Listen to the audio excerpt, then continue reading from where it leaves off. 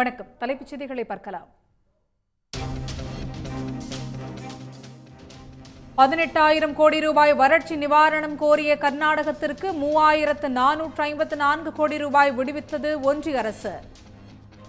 38,000 கோடி வெள்ள நிவாரணம் கேட்ட தமிழ்நாட்டிற்கு 276 கோடி மட்டுமே விடுவிக்கப்பட்டதால் அதிர்ச்சி.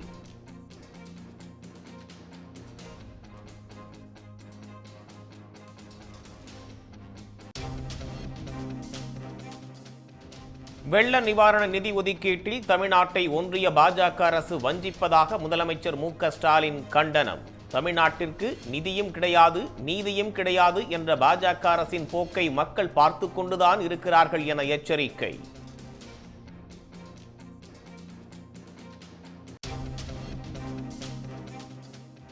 புயல் வெள்ள பாதிப்புக்கு மாநில அரசு கேட்கும் நிதியை ஒன்றிய அரசு ஒருபோதும் வழங்கியதில்லை. அதிமுக பொதுச் செயலாளர் எடப்பாடி பழனிசாமி குற்றச்சாட்டு.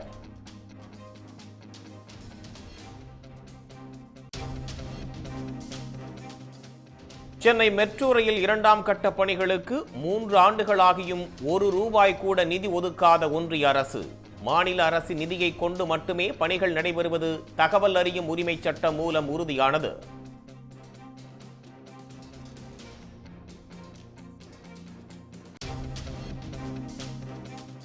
தமிழ்நாட்டில் 5 நாட்களுக்கு வெப்ப அலை வீசும் என்று வானிலை ஆய்வு மையம் எச்சரிக்கை. வெப்பநிலை 3 டிகிரி செல்சியஸ் வரை அதிகரிக்கக்கூடும் என்றும் தகவல்.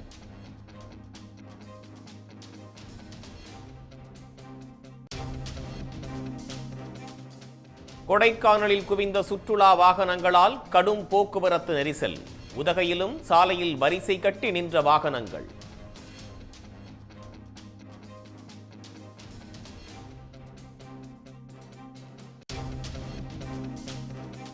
கடலூரில் நீர்மோர் பந்தல் அமைப்பது தொடர்பாக அதிமுக இடையே கோஷ்டி பூசல். நீர்மோருக்காக அமைக்கப்பட்ட பந்தலை அகற்றி காவல்துறை நடவடிக்கை.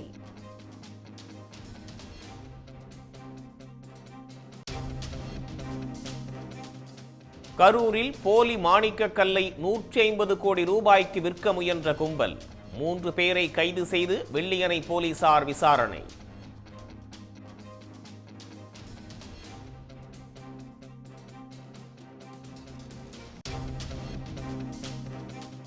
முதற்கட்ட தேர்தலை தொடர்ந்து 2ஆம் கட்ட தேர்தலிலும் பாஜக கடும் பின்னடைவை சந்தித்ததாக தகவல். தோல்வி பயம் காரணமாகவே காங்கிரஸ் தேர்தல் அறிக்கையை மோடி விமர்சிப்பதாக ப. சிதம்பரம் குற்றச்சாட்டு.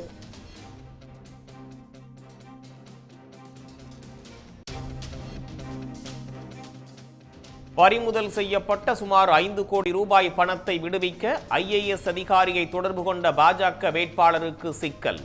சிக்கபல்லாபூர் பாஜக வேட்பாளர் சுதாகர் மீது மூத்த ஐஏஎஸ் அதிகாரி முனிஷ் அளித்த புகாரில் வழக்கு பதிவு. தேர்தல் நடைபெறும் கர்நாடக மாநிலத்திற்கு 3,454 கோடி ரூபாய் வறட்சி நிவாரணம் விடுவித்துள்ள ஒன்றிய அரசு வாக்குப்பதிவு முடிந்த தமிழ்நாட்டிற்கு சம்பிரதாயமாக வெறும் 276 கோடி ரூபாய் ஒதுக்கியுள்ளது. கர்நாடகாவில் வறட்சி நிவாரணமாக 6,000 கோடி ரூபாய் கேட்டு ஆளும் காங்கிரஸ் கட்சி பல்வேறு போராட்டங்களை முன்னெடுத்தது.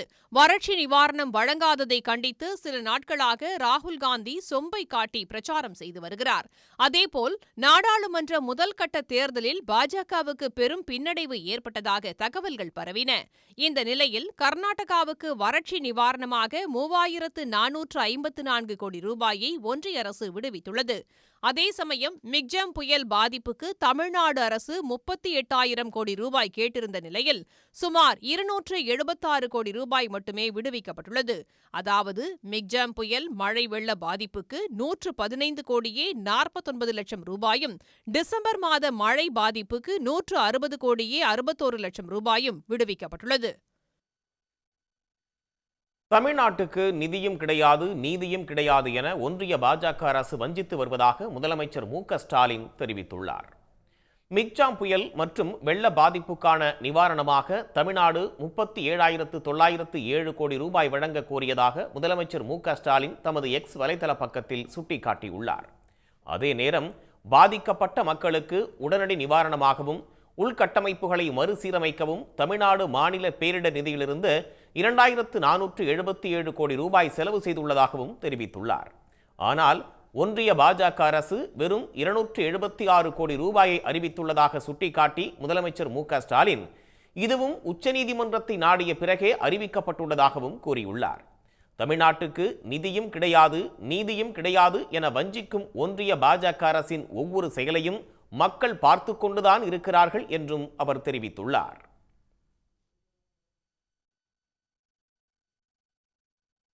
மழை வெள்ள பாதிப்பிற்காக தமிழ்நாடு அரசு கேட்கும் நிதியை எப்போதும் ஒன்றிய அரசு வழங்குவதில்லை என எதிர்க்கட்சித் தலைவர் எடப்பாடி பழனிசாமி குற்றம் சாட்டியுள்ளார்.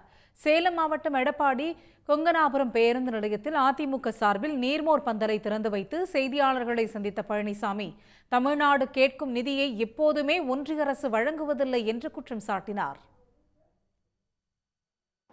எத்தனை புயல் இருந்துக்கு, தானே புயல், புரவி புயல், வர்தா புயல், எத்தனை புயல் நாங்கள் பார்த்தோம். அப்போ நான் கேட்ட நிதி கொடுக்கலையே, மத்திய அரசாங்கம் கொடுக்கலையே. அப்போ சேதம் அதிகம், இப்போ சேதம்லாம் பெரிய குறைவு. மழை ஒன்று தான் பெஞ்சிருக்குது. புயலால் எங்கேயுமே மக்கள் பாதிக்கலை. வேறு எது எல்லாம் மற்ற துறையில் இருக்கின்ற வேளாண்மை மற்றெல்லாம் பாதிக்கலை. வெள்ளத்தால் தான் பாதிச்சிருக்குது. வெள்ளத்தால் பாதிக்கப்பட்டது என்பது அதற்கு தேவையான நிவாரணத்தை இந்த அரசு கேட்டு பெற்றிருப்பதாக எனக்கு கிடைத்த தகவல். அது முழுமையாக மத்திய அரசு விடுவிக்கலை. இது காலங்காலமாக இருப்பது. இப்போ மட்டும் இல்லை, இன்றைக்கு மத்தியில் திராவிட முன்னேற்ற கழகம் ஆட்சி அதிகாரத்தில் இருக்கும்போது அப்போதும் புயல் வந்தது, நிவாரணம் கேட்டாங்க அன்றைய திமுக அரசு. அப்பொழுதும் மத்திய அரசு விடுவிக்கலை. தமிழ்நாட்டிற்கு ஒன்றிய அரசு வஞ்சனைக்கு மேல் வஞ்சனை செய்து வருவதாக மதுரை தொகுதி மார்க்சிஸ்ட் வேட்பாளர் சு வெங்கடேசன் குற்றம் சாட்டியுள்ளார். பாஜகவிற்கு தமிழ்நாடு மீது இருப்பது கோபமல்ல என்றும் தீராத வன்மம் என்றும் அவர் சாடியுள்ளார். பாதிப்பு ஏற்படும் போது மக்களுக்கு உதவாத ஒன்றிய பாஜக அரசு இனியும் தேவையில்லை என்று மார்க்சிஸ்ட் கம்யூனிஸ்ட் கட்சியின் மாநில செயற்குழு உறுப்பினர் கனகராஜ் தெரிவித்துள்ளார்.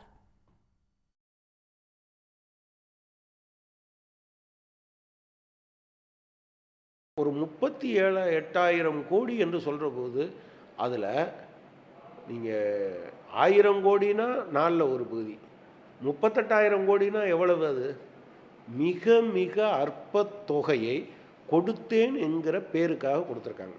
ஆனால் இதே இது 2019 குஜராத்தில் வெள்ளம் வந்தபோது நரேந்திர மோடி வானத்தில் சுற்றி பார்த்துட்டு உடனடியாக 1000 கோடி கொடுத்தார்.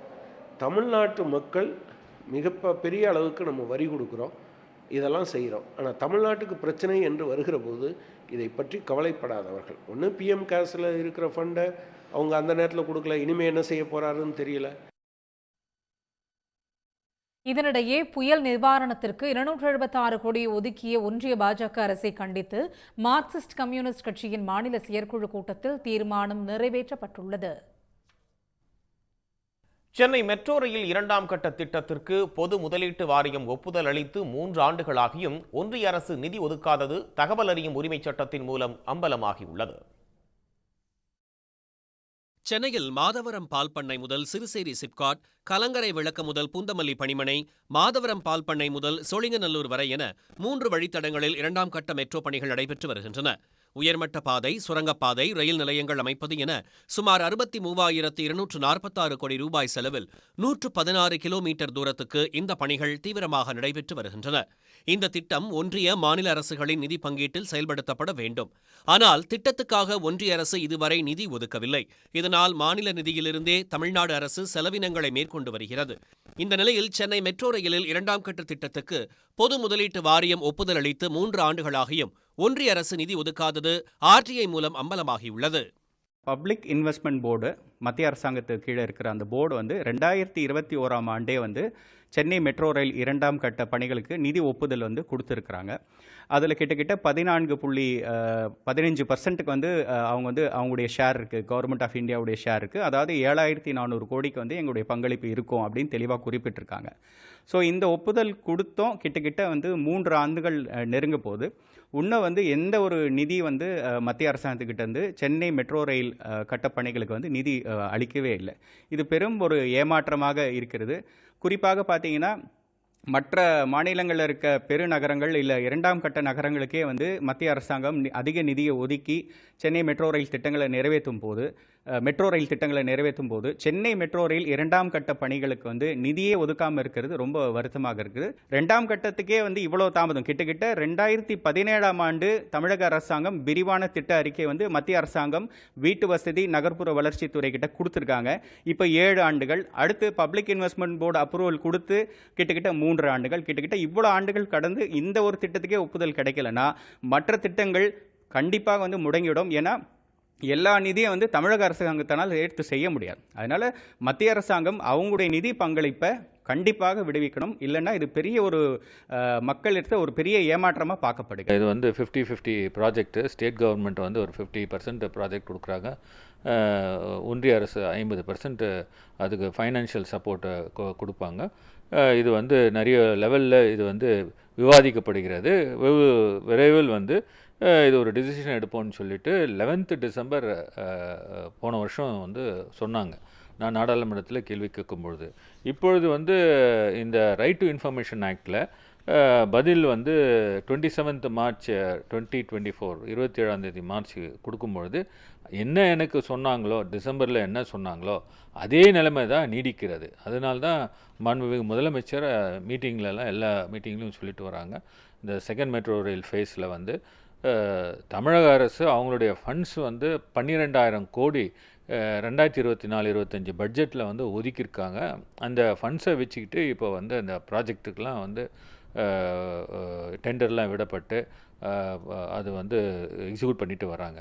ஸோ இது வந்து வேண்டுமென்றே ஒன்றிய அரசு, தமிழக அரசு இது போன்ற அவங்களுக்கு வந்து பாஜக ஆளாத அரசுக்கள்லாம் எங்கெங்கெல்லாம் இருக்கோ அவங்களுக்கெல்லாம் எவ்வளோ தொல்லை கொடுக்க முடியுமோ அந்த ஒரு மனப்பான்மை தான் அவங்களுக்கு இருக்கிறது. திட்டத்திற்காக ஒப்புதலை வழங்கக் கோரி தமிழ்நாடு அரசு தொடர்ச்சியாக வலியுறுத்தி வரும் நிலையில் மெட்ரோ ரயில் 2ஆம் கட்ட திட்டத்திற்கான முன்மொழிவு அமைச்சரவையின் ஒப்புதலுக்காக 3 ஆண்டுகளாக காத்திருக்கிறது. இன்னும் 2 ஆண்டுகளில் திட்டமே முடியவுள்ள நிலையில் இதுவரை ஒன்றிய அரசு ₹1 கூட ஒதுக்காததற்கு கடும் கண்டனம் எழுந்துள்ளது. இது தொடர்பாக பிரதமர் மோடியிடம் முதலமைச்சர் மு.க.ஸ்டாலின் நேரில் வலியுறுத்திய போதும் 3 ஆண்டுகளாக முடிவெடுக்காமல் தமிழ்நாட்டை ஒன்றிய அரசு வஞ்சிப்பதாக பல்வேறு தரப்பினரும் குற்றம் சாட்டியுள்ளனர். முதற்கட்ட தேர்தலை தொடர்ந்து 2ஆம் கட்ட தேர்தலிலும் பாஜக பின்னடைவை சந்திக்கும் என தகவல்கள் வெளியாகி உள்ளன. பல்வேறு மாநிலங்களில் இந்தியா கூட்டணிக்கு சாதகமான சூழல் உருவாகி உள்ளதால் மோடியின் 400 இடங்கள் என்ற கனவு தகர்ந்துவிட்டதாக காங்கிரஸ் தெரிவித்துள்ளது. முதல் 2 கட்ட தேர்தல் நடைபெற்ற பல்வேறு மாநிலங்களிலும் பாஜக பின்னடைவை சந்திக்கும் என ஆங்கில ஊடகங்கள் செய்தி வெளியிட்டிருக்கின்றன. 2ஆம் கட்ட தேர்தல் நடைபெற்ற 88 தொகுதிகளில் 62 தொகுதிகள் கடந்த தேர்தலில் பாஜக கூட்டணி கைப்பற்றியவை என்பதை சுட்டிக்காட்டியிருக்கும் ஆங்கில ஊடகங்கள் அவற்றில் பல தொகுதிகளை பாஜக தற்போது இழக்கும் என கள நிலவரங்கள் கூறுவதாக குறிப்பிட்டிருக்கின்றன. குறிப்பாக கடந்த 2 மக்களவைத் தேர்தல்களிலும் ராஜஸ்தானில் 25 தொகுதிகளையும் மொத்தமாக கைப்பற்றிய பாஜக தற்போது பின்னடைவை சந்தித்திருப்பதாக கூறப்படுகிறது. பாஜகவுக்குள் அதிகரித்த உள்கட்சி மோதல், ஒன்றிய அரசின் அக்னிபாத் திட்டத்திற்கு எதிரான மக்களின் கோபம், டெல்லியில் போராடிய விவசாயிகளை பாஜக அரசு நடத்திய விதம் ஆகியவை பாஜகவுக்கு பெரும் பின்னடைவை ஏற்படுத்தியிருப்பதாக கூறப்படுகிறது. ராஜபுத்திரர்களின் போராட்டம், ஜாட் சமூகத்தின் பாஜக மீதான அதிருப்தி, கூட்டணி பலம் ஆகியவை இந்தியா கூட்டணிக்கு சாதகமாக அமைந்துள்ளன. எனவே கடந்த 2 தேர்தல்களைப் போலல்லாமல் மக்களவை சபாநாயகர் ஓம் பிர்லா போட்டியிடும் கோட்டா, ஒன்றிய அமைச்சர் கஜேந்திர சிங் ஷெகாவத் போட்டியிடும் ஜோத்பூர், நாகவூர், பன்ஸ்வாரா, சிகார், பார்மர், ஜுன்ஜுனு, சுரு, தௌசா உள்ளிட்ட 11 தொகுதிகளில் பாஜகவுக்கு கடுமையான நெருக்கடி ஏற்பட்டிருப்பதாக தகவல் வெளியாகியுள்ளது. ராஜஸ்தான் மட்டுமல்லாது 2ஆம் கட்ட தேர்தல் நடைபெற்ற மராட்டியம், பீகார் மாநிலங்களிலும் இந்தியா கூட்டணிக்கு சாதகமான சூழல் நிலவுவதாக கூறப்படுகிறது. காங்கிரஸ் ஆளும் கர்நாடகாவில் நலத்திட்டங்கள் காரணமாக அக்கட்சிக்கு ஆதரவு பெருகியிருப்பதாகவும் தகவல் வெளியாகியுள்ளது. இதன் மூலம் முதல் 2 கட்ட தேர்தலுக்கு பிறகு 400 இடங்கள் என்ற பாஜகவின் கனவு தகர்ந்திருப்பதாக காங்கிரஸ் பொதுச் செயலாளர் KC வேணுகோபால் தெரிவித்துள்ளார். ഓരോ സ്ഥലങ്ങളിലും കൃത്യമായ അനാലിസിസ് പാർട്ടി നടത്തും. I told first phase and second phase elections, our prospectus are very good, excellent. The reports from the field is very clear that first and second phase Congress and India alliance is doing well. இரண்டாம் கட்ட தேர்தலுக்கு பிறகு வரும் செய்திகள் காங்கிரஸ் கட்சிக்கு ஊக்கம் அளிப்பதாக ஒன்றிய முன்னாள் நிதியமைச்சர் ப. சிதம்பரம் தனது எக்ஸ் பக்கத்தில் பதிவிட்டுள்ளார். தோல்வி பயம் காரணமாகவே மோடி அரசு என கூறுவதை நிறுத்திவிட்டு பாஜக அரசு என கூறி வந்த பாஜகவினர் நேற்று முதல் தேசிய ஜனநாயக கூட்டணி அரசு என சொல்லத் தொடங்கியிருப்பதாகவும் ப. சிதம்பரம் கூறியுள்ளார். முதல்கட்ட தேர்தல் நடைபெற்ற ஏப்ரல் 19க்கு பிறகு குறிப்பிடத்தக்க மாற்றம் ஏற்பட்டிருப்பதாக தெரிவித்திருக்கும் ப. சிதம்பரம், அதுவரை காங்கிரசின் தேர்தல் அறிக்கையை புறக்கணித்து வந்த மோடி ஏப்ரல் 19ற்கு பிறகு காங்கிரசின் தேர்தல் அறிக்கைக்கு முக்கியத்துவம் அளிப்பதாகவும் ப. சிதம்பரம் சுட்டிக்காட்டியுள்ளார். கோடை விடுமுறையொட்டி கொடைக்கானலில் குவிந்த சுற்றுலா பயணிகளின் வாகனங்களால் கடும் போக்குவரத்து நெரிசல் ஏற்பட்ட நிலையில் காவல்துறையின் அலட்சியத்தால் பயணிகள் கடும் அவதியடைந்தனர். சுற்றுலா பயணிகளின் வருகை அதிகரிப்பால் கொடைக்கானல் மலைச்சாலை முழுவதிலும் கடும் போக்குவரத்து நெரிசல் ஏற்பட்டது. பிரதான சாலைகளான வத்தலகுண்டு பிரதான சாலை, வெள்ளி நீர்வீழ்ச்சி சாலை, ஏரிச்சாலை, அப்சர்வேட்டரி சாலை, செண்பகனூர் உள்ளிட்ட பல்வேறு பகுதிகளில் பல கிலோமீட்டர் தூரம் கடும் போக்குவரத்து நெரிசல் ஏற்பட்டது. இதனால் குணா குகை, ஃபைன் ஃபாரஸ்ட், மோயர் பாயிண்ட், தூண்பாறை மற்றும் பசுமை பள்ளத்தாக்கு பகுதிகளில் பயணிகள் கூட்டமாக குவிந்துள்ளனர். பிரையன் பூங்கா, ரோஜா பூங்கா மற்றும் வெள்ளி நீர்வீழ்ச்சி உள்ளிட்ட இடங்களிலும் கடும் நெரிசல் ஏற்பட்டுள்ளது. ஆனால் போக்குவரத்து நெரிசல் ஏற்பட்டும் வாகனங்களை ஒழுங்குபடுத்த போதிய போலீசார் இல்லாததால் கடும் நெருக்கடி ஏற்பட்டது. இதனால் போக்குவரத்து நெருக்கடிக்கு உரிய தீர்வு காண வேண்டும் என்றும் பயணிகள் கோரிக்கை விடுத்துள்ளனர்.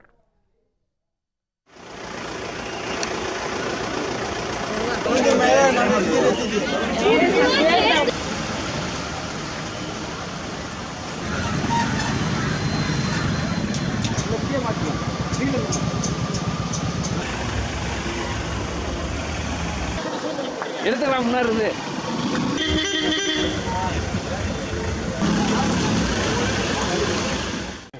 எவ்ரி இயர் வந்து நாங்கள் வெக்கேஷனுக்கு வருவோம். ஸோ இந்த டைம் வந்து மே மாதம் இல்லாமல் கொஞ்சம் முன்னாடியே வந்துட்டோம்.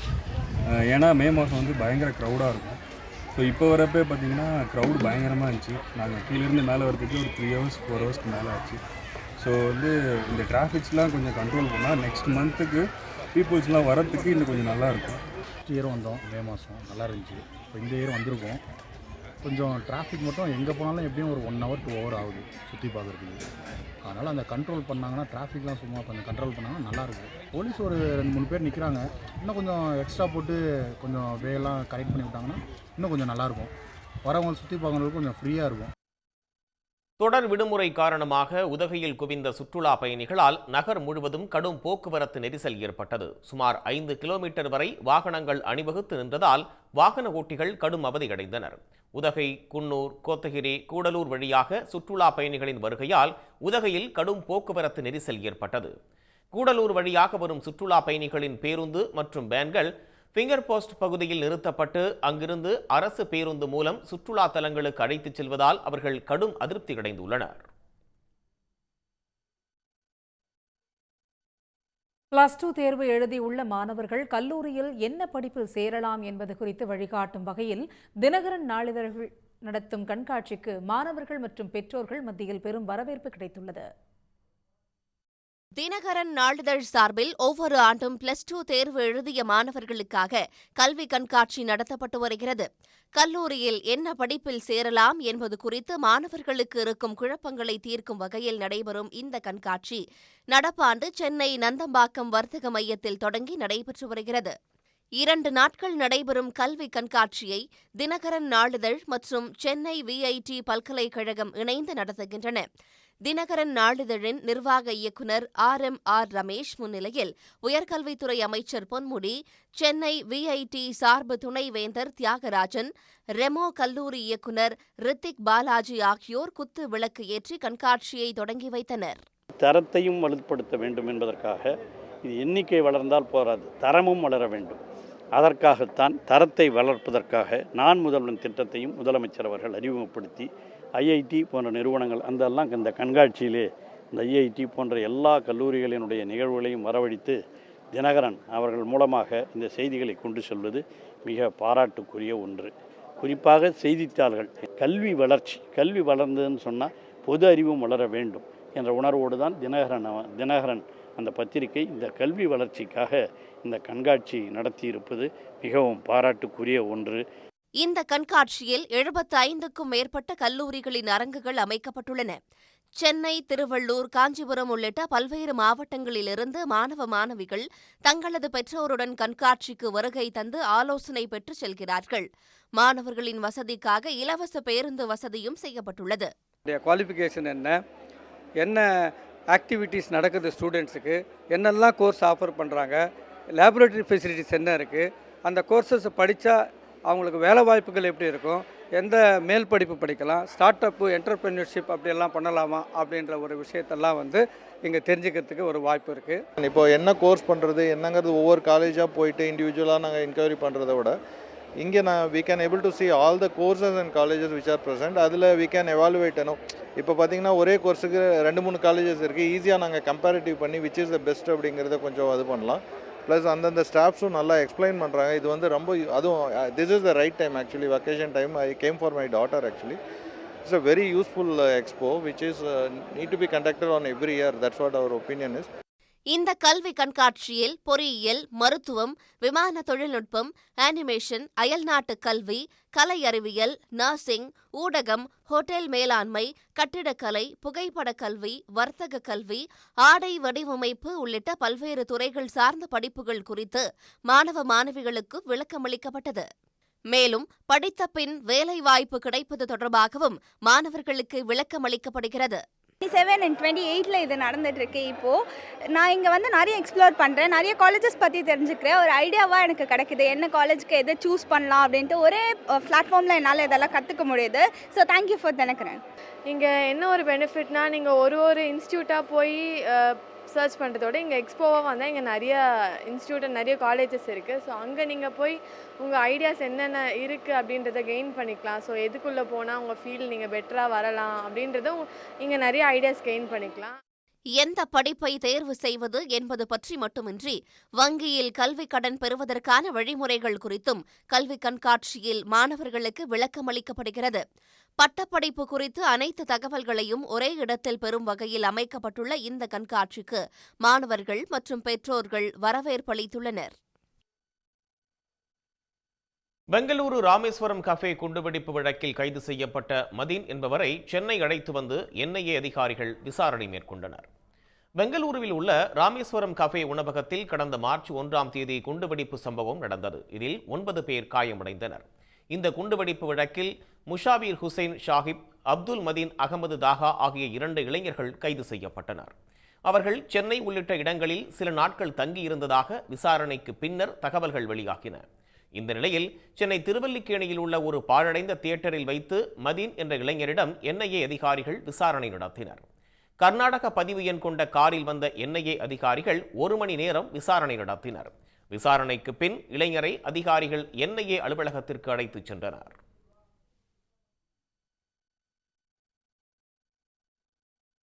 உத்தரப்பிரதேசத்தில் தேர்வுத்தாள் முழுவதும் ஜெய் ஸ்ரீராம் என்று மட்டும் எழுதியிருந்த டிபாம் மாணவர்கள் 4 பேருக்கு 50% மதிப்பெண் வழங்கிய பேராசிரியர்கள் 2 பணியிடை நீக்கம் செய்யப்பட்டுள்ளனர். சமீபத்தில் உத்தரப்பிரதேசத்தின் ஜான்பூரில் உள்ள வீர் பகதூர் சிங் பூர்வாஞ்சல் பல்கலைக்கழகத்தில் மருந்தியல் துறை டிப்ளமோ படிப்பிற்கான தேர்வு நடைபெற்றது. இந்த தேர்வினை எழுதிய மாணவர்களில் 4 பேர் விடைத்தாளில் ஜெய் ஸ்ரீராம் என்றும் சில கிரிக்கெட் வீரர்களின் பெயர்களை மட்டுமே எழுதியிருந்தனர். தேர்விற்கு பின் விடைத்தாள்களை திருத்திய பேராசிரியர்கள் 2 பேர் அனைத்து கேள்விகளுக்கும் ஜெய் ஸ்ரீராம் என்று பதில் எழுதியிருந்த மாணவர்களுக்கு தலா 50 மதிப்பெண்கள் வழங்கி தேர்வு பெற வைத்துள்ளனர். திவ்யான்ஷு சிங் என்ற முன்னாள் மாணவர் சந்தேகத்தின் பேரில் RTI மூலம் பெற்ற தகவல்களின் அடிப்படையில் மாநில ஆளுநரும் பல்கலைக்கழக வேந்தருமான ஆனந்தி பெண்ணிடம் புகார் அளித்தார். இதையடுத்து மேற்கொள்ளப்பட்ட விசாரணையில் ஜெய் ஸ்ரீராம் மற்றும் சில கிரிக்கெட் நட்சத்திரங்களின் பெயர்களை விடைத்தாளில் எழுதியிருந்த 4 மாணவர்களுக்கு 50% மதிப்பெண்கள் அளித்திருப்பது வெளிச்சத்திற்கு வந்தது. இதையடுத்து நடத்தப்பட்ட மறுதேர்வில் 4 மாணவர்கள் 0 மதிப்பெண் பெற்றதை அடுத்து முன்னர் விடைத்தாள்களை திருத்திய பேராசிரியர்கள் 2 பேரை பல்கலை துணைவேந்தர் பணியிடை நீக்கம் செய்துள்ளார். வாட்டி வதைக்கும் வெயிலின் தாக்கத்தில் இருந்து விலங்குகளை பாதுகாக்க வண்டலூர் உயிரியல் பூங்காவில் பல்வேறு சிறப்பு ஏற்பாடுகள் செய்யப்பட்டுள்ளன. இதுகுறித்து விவரிக்கிறது இந்த செய்தி தொகுப்பு. சென்னையை அடுத்துள்ள வண்டலூர் உயிரியல் பூங்காவில் அரிய வகை விலங்குகள் உள்பட 2000க்கும் மேற்பட்ட உயிரினங்கள் பராமரிக்கப்படுகின்றன. இந்த நிலையில் தகிக்கும் கோடை வெயிலால் விலங்குகள் பெரும் தவிப்புக்கு ஆளாகின்றன. இதனை கருத்தில் கொண்டு பூங்காவில் பல்வேறு சிறப்பு ஏற்பாடுகள் செய்யப்பட்டுள்ளன. மனித குரங்குகள் வசிக்கும் பகுதியில் திறந்தவெளி குளியலுக்கு ஏற்பாடு செய்யப்பட்டுள்ளது. மேலும் குரங்குகள் தண்ணீர் குடிக்க வசதியாக குழாய்கள் அமைக்கப்பட்டுள்ளன.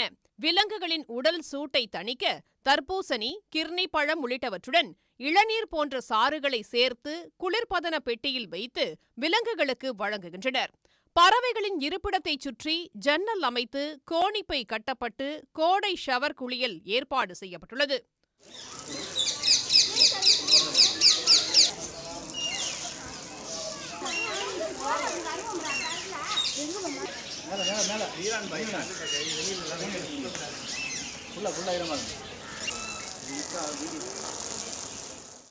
சிறுத்தை, புலி, கரடி ஆகியவை நீந்தி குளிக்கும் வகையில் தண்ணீர் நிரப்பிய தொட்டியை பூங்கா நிர்வாகம் அமைத்துள்ளது. காண்டாமிருகத்திற்கு ஷவர் குளியலுடன் சேற்று குளியலுக்கான வசதியை ஏற்படுத்தி கொடுத்துள்ளனர். அதேபோல் நீர் யானை பராமரிக்கப்படும் இடத்தையும் தண்ணீரால் நிரப்பி விலங்குகளின் சூட்டை தணிக்க ஏற்பாடு செய்யப்பட்டுள்ளது. கிங் கோப்ரா பாம்பு வச்சுருக்கோம். அவங்களுக்குலாம் பார்த்தீங்கன்னா ஃபாகர்னு சொல்லுவாங்க. இந்த கிட்டத்தட்ட பனித்துளிகள் மேலே விழுற மாதிரி பண்ணி ஏற்பாடுகள் பண்ணி வச்சுருக்கோம். காண்டாமிருகங்களுக்கு வந்து ஷவர் மேலேருந்து குளியல் தண்ணி பீர்த்து அடிக்கிற மாதிரி வந்து ஏற்பாடுகள் செஞ்சுருக்கோம். யானைகளுக்கும் ஷவர்கள் செஞ்சுருக்கோம். அப்புறம் பல விலங்குகளுக்கு பார்த்திங்கன்னா ஐஸ் கட்டிகளில் உறைய வைத்த உணவுகள், குரங்குகளுக்கெல்லாம் பார்த்திங்கன்னா ஃப்ரூட்ஸு, வெஜிடபிள்ஸை வந்து அந்த மாதிரி நாங்கள் ஐஸ் கட்டியில் உறைய வச்சு தரோம். மாமிச உண்ணிகளுக்கு வந்து கறியை வந்து அந்த மாதிரி ஒரு ஐஸ் க்யூப்பில் உறைய வச்சு கொடுக்குறோம் அவங்களுக்கு. அவங்க இந்த வெயில் நேரத்தில் இதை கொடுக்கும்போது அவங்களுக்கும் வந்து அந்த வெயிலை வந்து அவங்க அந்த வெயிலோட வெப்பத்திலிருந்து கொஞ்சம் அவங்களுக்கு ஒரு சின்ன ஒரு ரிலீஃப் கிடைக்குது. யானைகளுக்கும் ஷவர் குளியல் மற்றும் சேற்று குளியல் ஏற்பாடு செய்யப்பட்டுள்ளது. மலபார் பெரிய அணில், நெருப்பு கோழி, ராஜநாகம் போன்றவைகளுக்கு 1 மணி நேரத்திற்கு ஒருமுறை நீரை சுழற்றி அடிக்கும் வகையில் குழாய்கள் அமைக்கப்பட்டிருக்கிறது. யானைக்கு வந்து ஷவர் போட்டு குளிப்பாட்டிருந்தாங்க. அது ரொம்பவே என்ஜாய் பண்ணி பார்த்தோம். எஸ்பெஷலி வாட்டர் வந்துட்டு ஆர்ஓ வாட்டர் பண்ணியிருந்தாங்க. எவ்ரி 300 மீட்டருக்கு இருந்தது. அது ரொம்ப யூஸ்ஃபுல்லாக இருந்தது. விலங்குகளுக்கு நேரடி சூரிய ஒளி ஊடுருவலை தடுக்க தேவையான இடங்களில் நிழல் வலைகள் நிர்வாகம் சார்பில் அமைக்கப்பட்டுள்ளது. கோடை வெயிலின் தாக்கத்தை மனிதர்களே தாங்கிக் கொள்ள முடியாத நிலையில் வண்டலூர் உயிரியல் பூங்காவில் உள்ள விலங்குகள் மற்றும் பறவைகளுக்கு பல்வேறு சிறப்பு ஏற்பாடுகளை நிர்வாகம் சார்பில் செய்யப்பட்டுள்ளது. இது பொதுமக்களிடையே மிகப்பெரிய வரவேற்பை பெற்றுள்ளது. சன் செய்திகளுக்காக ஒளிப்பதிவாளர் செந்திலுடன் செய்தியாளர் பாலாஜி. நாமக்கல் அருகே வெப்பத்தால் வாடிக்கையாளர்கள் பாதிக்கப்படாமல் இருக்க தனியார் உணவகம் செயல்படுத்திய புதிய தொழில்நுட்ப திட்டம் வரவேற்பை பெற்றுள்ளது. கோடை என்பதால் பகலில் கடும் வெயில், இரவில் அனல் என்று மக்கள் பல்வேறு இன்னல்களை எதிர்கொண்டு வருகின்றனர். இதனால் ராசிபுரம் அருகே தேசிய நெடுஞ்சாலையை ஒட்டியுள்ள உணவகத்தில் மிஸ்டிங் சிஸ்டம் என்ற முறையை பயன்படுத்தி வெப்பத்தை தணிக்கும் நடவடிக்கையில் இறங்கியுள்ளனர். குழாய்கள் மூலம் இணைக்கப்பட்டு தொடர்ந்து புகை, சாரல் போன்று தண்ணீர் விழுவதால் வெப்பம் ஓரளவுக்கு குறைவதாகவும் இது வாடிக்கையாளர்களை கவர்ந்துள்ளதாகவும் தெரிவிக்கின்றனர். வாட்டர்லேயே போக மாதிரி வரும், வெயிலுக்கு கொஞ்சம் நல்லா இருக்குது அப்படிங்கிறதுக்காக இது போட்டுருக்கோம். கஸ்டமர் நல்லா எல்லாருமே லைக் பண்ணுறாங்க, நல்லா இருக்குன்னு சொல்கிறாங்க. கொஞ்சம் ஓரளவுக்கு ரொம்ப அதிகமாக கூலிங்காக இல்லைனாலும், ஏசி அளவுக்கு இல்லைனாலும் ஓரளவுக்கு நார்மலாக இருக்குது. மத்தியான டைமில் கஸ்டமர்லாம் ரொம்ப கஷ்டப்படுறாங்க வெயிலுக்கு, அதுக்காக இந்த இதை ஸ்டார்ட் பண்ணியிருக்கோம். மிஸ்டிங் சிஸ்டம் உயரழுத்த மூடுபனி தொழில்நுட்பத்தில் இயங்குவதால் உணவு மற்றும் தரைதளத்தில் ஈரப்பதம் படியாது என்றும் சுமார் 2 லட்சம் ரூபாய் செலவு செய்து கொண்டு வந்துள்ள இந்த சிஸ்டத்திற்கு நாள்தோறும் 300 லிட்டர் தண்ணீர் தேவைப்படுகிறது என்றும் உணவக உரிமையாளர் தெரிவித்துள்ளார். உடனுக்குடன் செய்திகளை தெரிந்து கொள்ள சன் நியூஸ் பெல் ஐகானை கிளிக் பண்ணுங்க.